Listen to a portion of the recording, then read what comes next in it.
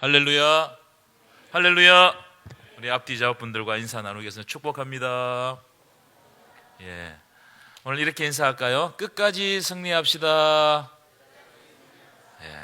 끝까지 여러분 하나님의 안에서, 말씀 안에서 승리하는 저와 여러분 되시기를 간절히 축원합니다. 말씀을 보도록 하겠습니다. 창세기 5장 보겠습니다. 창세기 5장 21절부터 24절 21절부터 24절 말씀입니다. 한 절 한 절 교독하도록 하겠습니다. 창세기 5장 21절부터 24절 말씀.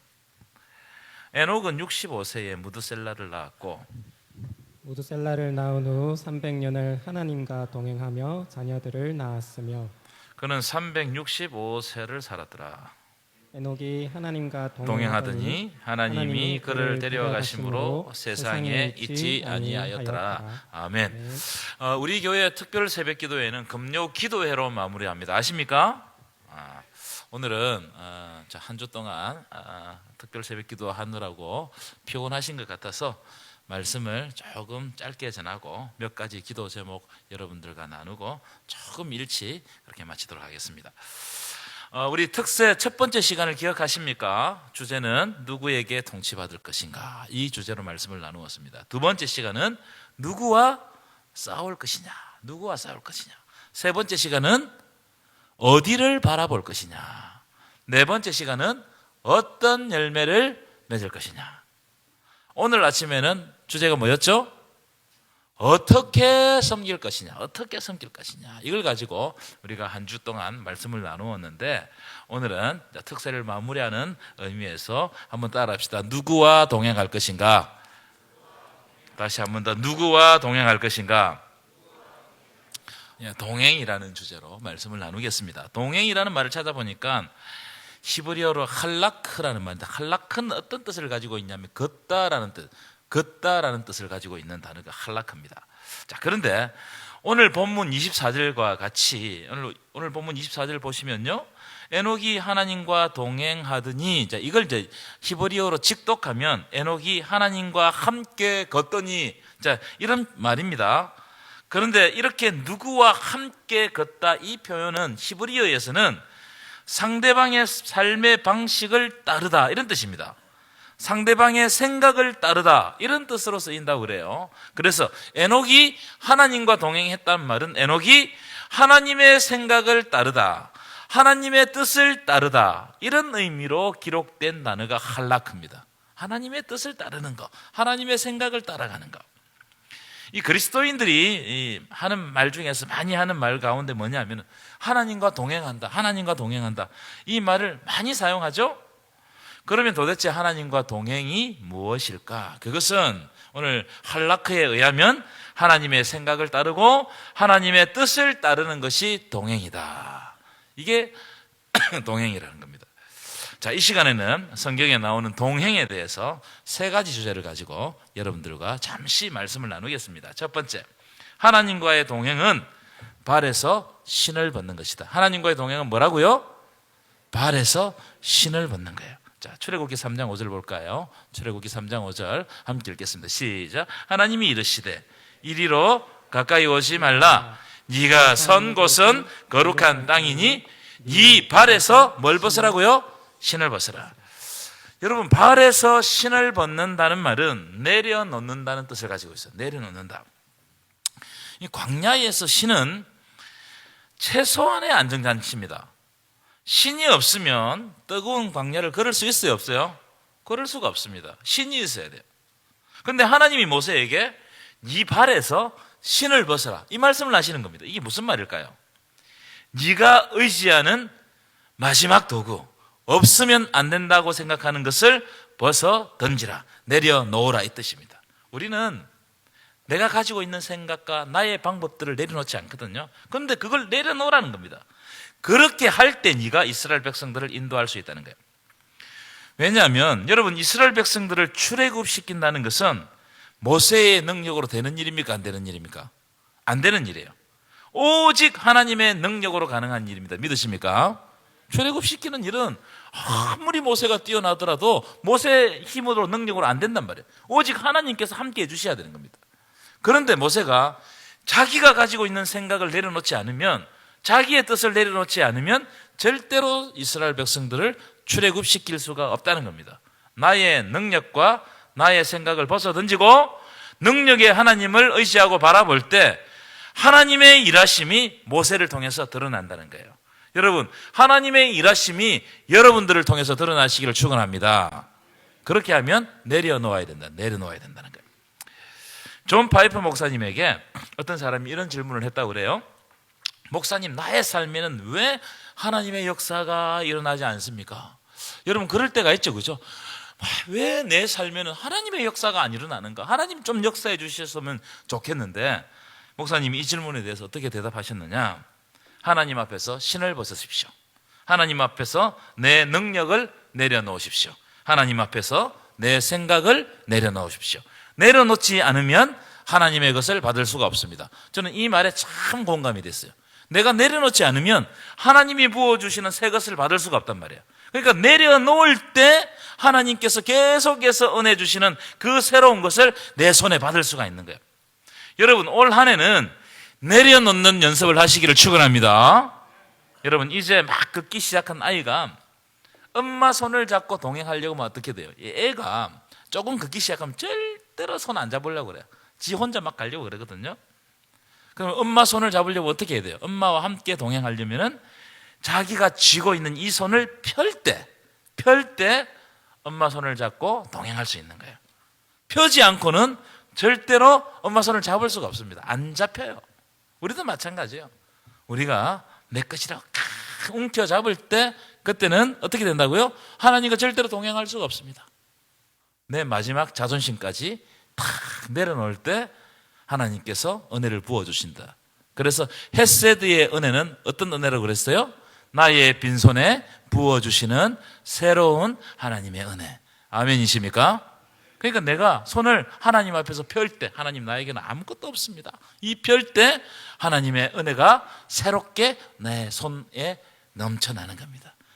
이것이 바로 하나님과 동행하는 것이다. 이런 은혜가 여러분들에게 임하기를 간절히 축원합니다. 두 번째 하나님과 동행은 하나님의 말씀에 순종하는 삶이 하나님과 동행하는 삶이다. 자, 여호수아 1장 7절 볼까요? 여호수아 1장 7절 함께 읽겠습니다. 시작.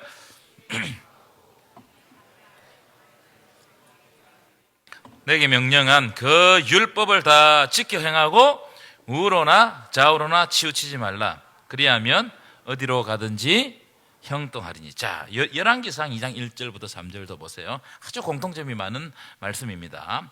자, 1절부터 읽겠습니다. 시작. 다윗이 죽을 날이 임박하매 그의 아들 솔로몬에게 명령하여 이르되 내가 이제 세상 모든 사람이 가는 길로 가게 되었느니 너는 힘써 대장부가 되고. 자, 3절 잘 보세요. 시작. 내 하나님 여호와의 명령을 지켜 그 길로 행하여 그 법률과 계명과 율례와 증거를 모세의 율법에 기록된 대로 지키라. 그리하면 내가 무엇을 하든지 어디로 가든지 뭐 한다고요? 형통할지라. 이 두 구절 모두 형통을 강조합니다. 형통. 여호수아 1장 7절 다시 보여주시면 그리하면 어디로 가든지 형통하리라. 열왕기상 2장 3절도 보시면 그리하면 내가 무엇을 하든지 어디로 가든지 형통할지라. 모든 사람은 자기 삶이 다 형통하기를 원합니다. 그런데 그렇지 않아요. 이 형통이라는 말은 일반적으로 어떤 의미를 가지고 있는 번영하다, 커진다, 잘 된다 이런 뜻을 가지고 있는 단어가 형통입니다. 그런데 방금 읽은 두 구절에서는 뜻이 좀 달라요. 다른 단어를 사용했어요. 사칼이라는 단어를 사용했는데 이 뜻이 무슨 뜻을 가지고 있냐면 형통이라는 뜻이 분별하다는 뜻을 가지고. 분별하다. 굉장히 중요한 단어예요. 분별하다. 하나님이 원하시는 형통이 뭐냐? 분별하는 거예요. 분별하는 거. 놀랍죠? 분별해내는 겁니다. 이게 우리가 분별하는 이 능력이 있는 것은 굉장히 중요하죠. 그런데 어떻게 분별하느냐? 그건 자, 여호수아 1장 7절이든 열왕기상 2장 1절부터 3절이든 하나님의 말씀하고 분별하고 관련이 있다는 거예요. 하나님의 말씀을 듣고 순종할 때 분별할 수 있어요. 그때 우리가 하나님의 말씀을 주목하고 그 말씀에 순종하고 그 말씀에 집중할 때 하나님께서 분별의 은혜를 주실 줄 믿습니다. 지혜를 주시는 거예요. 그래서 성경에 많이 나와요. 앉고 일어섬을 알게 하시고. 여러분, 앉고 일어선다는 것은 앉았다 일어서 이게 아니에요. 내가 앉아야 될 때와 일어설 때를 알게 하시고, 출입을 알게 하시고, 나가는 것과 들어오는 것, 그 때가 언제인지 분별하게 하시고, 알게 하시고, 해야 할 것과 하지 말아야 할 것을 알게 하신다는 거예요. 이게 분별이에요, 분별. 어떤 것을 판단하는 근거가 분별. 이걸 해야 될까? 말아야 될까? 그 근거가 오늘 두 말씀에서는 어디로부터 나오느냐? 하나님의 말씀으로부터 나온다는 거예요. 아멘이십니까? 그래서 여호수아 1장 7절 다시 보여주시면 나의 종 모세가 내게 명령한 그 율법을 다 지켜 행하고 우로나 좌우로나 치우치지 말라. 하나님의 말씀이 지금 중심되라 이 말이죠. 자, 열왕기상 2장 3절도 보여주시면 내 하나님 여호와의 명령을 지켜 그 길로 행하여 그 법률과 계명과 율례와 증거를 모세의 율법에 기록된 대로 지키라. 그리하면 내가 무엇을 하든지 어디로 가든지 형통할지라. 무슨 뜻입니까? 다 말씀하고 연관이 있습니다. 모세에게 주신 말씀대로 순종해라. 그러면 지금부터 일어나는 일들, 이 삶 가운데 일어나는 일들을 어떻게 하게 된다고요? 분별한다는 분별. 분별할 때 형통을 누릴 수 있어요. 분별할 때. 여러분, 우리는 다 형통하고 싶은데 하나님의 말씀에는 순종하지 않을 때가 있습니다. 나는 내가 하는 일이 모두 잘 되고 싶어요. 그런데 하나님의 말씀에는 순종하지 않아요. 여러분, 하나님의 말씀에 순종하는 연습을 하다 보면 하나님이 지혜 주셔서 판단하고 분별할 수 있는 지혜를 허락해 주실 줄 믿습니다. 다 여러분, 하나님의 기회는요 다 말씀하고 관계 있습니다. 말씀을 허투루 들어서는 안 돼요. 말씀이 임할 때 그 말씀을 내 마음에 품고 내 마음의 중심으로 가져와가지고 그 말씀을 어떻게 해야 된다고요? 나에게 적용해야 돼요. 그래야 하면 하나님이 분별, 형통을 주신다는 겁니다. 여러분, 올 한 해는 하나님의 말씀에 순종함으로 하나님과 동행하시고 분별하는 은혜가 있기를 간절히 축원합니다. 마지막 세 번째, 하나님 중심적인 삶을 살아라는 거예요. 3 띄워주실까요? 3. 하나님 중심적인 삶을 살아. 이게 하나님과 동행하는 것이다. 민수기 2장 2절입니다. 굉장히 중요한 구절이라고 생각해요. 민수기에서 아주 중요한 구절입니다. 함께 읽겠습니다. 시작. 운명의 군기와 사기와 조상의 가운데 귀와 사방으로 가. 자, 이게 무슨 말씀이냐면 그림을 한번 보여주세요. 그림을 보면 이해하기 쉽습니다. 금방 우리가 읽었던 말씀, 그림 보여주실까요? 그림 없습니까? 네. 금방 우리가 읽었던 말씀은 이 그림의 내용이에요. 그림의 내용. 이 그림을 설명하는 말씀이에요. 이게 어떤 그림이냐면 이스라엘 백성들이 이제 광야의 길을 행하잖아요. 그러면 불기둥과 구름기둥이 탁 떠오르면 길을 가고 멈추면 거기에다가 장막을 치는 겁니다. 근데 장막을 칠 때, 텐트를 칠 때 아무렇게나 내가 좋은 자리, 평평한 자리 내가 골라서 치는 것이 아니고 성막을 센터에 놓고 성막을 중심으로 성막을 향하여 텐트를 치라 이 말씀이에요. 성막을 향해서. 여러분, 이게 무슨 의미입니까? 성막을 중심으로 생활하라 이 말이에요. 광야의 길은 성막을 중심으로, 성막이 가장 가운데 있어요. 그래서 성막을 바라보고 자기의 텐트를 쳐야 되는 거예요. 장막을 쳐야 되는 거예요. 성막은 여러분 예배 공동체를 의미하는 것이 성막이잖아요. 예배하는 곳이 성막입니다. 그래서 이 성막을 중심으로 살아라는 이 말은 예배를 중심으로 살아라 이 말이에요. 예배를 중심으로. 이 성막은 신약에 오면 교회입니다. 그렇죠? 그러니까 무슨 말이에요? 교회를 중심으로 살아라 이 뜻입니다. 교회를 중심으로. 여러분, 교회를 중심으로 살아라는 말이 무슨 말입니까? 교회 주변에 땅을 사고 거기에다 집을 지으란 말이에요? 그런 뜻이 아닙니다. 그게 아니고 하나님 중심적인 삶, 즉 예배 중심적인 삶을 살아가야 된다는 거예요.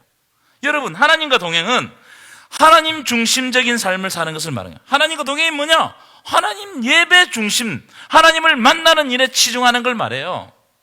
그래서 예배하는 삶과 하나님과 동행은 동일한 의미라고 저는 생각해요. 예배 드리지 않고 하나님과 동행할 수 있습니까? 그런 사람 한번 손 들어보세요. 아무도 없을 거예요. 우리 삶의 중심에 예배가 있어야 돼요. 예배를 위해서 그 시간을 비워둬야 돼요. 구별해야 돼요. 중요한 겁니다. 지금 많은 사람들이 예배의 중요성을 몰라요. 내가 시간 나면 와요. 그렇지 않아요? 내가 좀 한가하면 와요. 내 몸이 안 아프면 와요.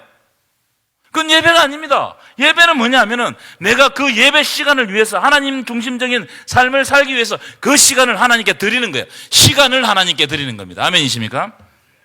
그래야 우리의 삶이 세상적으로 흐트러지지 않습니다. 세상이 얼마나 우리를 유혹합니까? 그 유혹에 빠지지 않으려고 하면 어떻게 되는 거예요?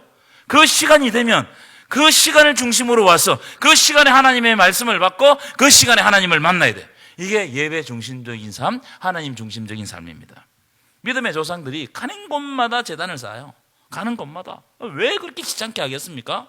예배 한 번, 1년에 한 번 정도 드리면 되지. 그게 아니에요. 가는 곳마다, 자기가 서는 곳마다 제단을 쌓는 겁니다. 왜요? 내가 나의 삶의 중심이 어디냐는 거예요. 하나님 중심이라는 거예요. 그렇기 때문에 하나님이 중심인 사람은 내가 가는 그곳에 하나님을 향하여 제단을 쌓는 거예요. 너무나 중요한 겁니다. 여러분, 예배를 귀하게 여기시기를 축원합니다. 예배를 귀하게. 공동체 중심, 예배 중심으로 사는 삶, 이것이 하나님과 동행하는 것이다. 여러분, 하나님과 동행하면 하나님은 하나님의 방법으로 우리의 삶에 형통을 주실 줄 믿습니다. 에녹을 한번 보십시오. 오늘 본문인데요. 하나님이 그를 세상에 두지 아니하시고 데려가셨어요. 여러분, 데려가셨다는 말은 천국으로 데려가셨다는 말이기도 하지만 이 데려가셨다는 말 속에는 하나님과 완전한 연합, 온전한 연합이 이루어졌다 이 말이에요. 여러분, 우리의 삶의 목표가 뭡니까? 목적이 뭡니까? 하나님과 온전한 연합. 하나님과 연합해서 내가 그분 안에, 그분이 내 안에. 그래서 때를 뗄 수가 없는 거예요. 이게 바로 하나님과 동행하는 삶이다. 올 한 해는 하나님과 동행하는 삶을 통해서 여러분들에게 형통의 은혜가 있기를 간절히 축원합니다.